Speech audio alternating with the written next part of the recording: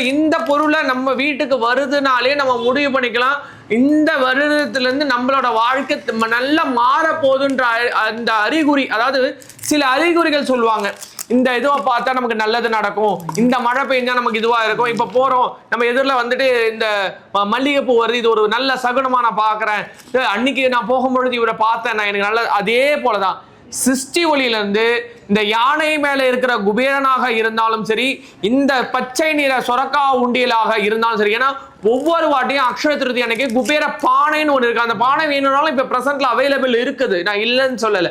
அசுவா வசு அப்படின்னா கூடிய இந்த வருடம் நமக்கு வந்து விசுவாசமாக நமக்கு வந்து வாழ்க்கை வளமாகவும் நலமாகவும் இருக்கணும்ன்றதுக்காக குருமார்கள் கிட்ட யாசகமா அந்த மந்திர உபதேசம் வாங்கி அந்த மந்திர உபதேசத்தை கிட்டத்தட்ட இதுக்குன்னு பிரத்யேகமா ஆட்கள் போட்டு பிரத்யேகமா 1,00,000 கோடி தடவை உரு கொடுத்து இதை நல்ல வைப்ரேஷன் நல்ல தன்மையில மாத்தி இருக்கிறோம்.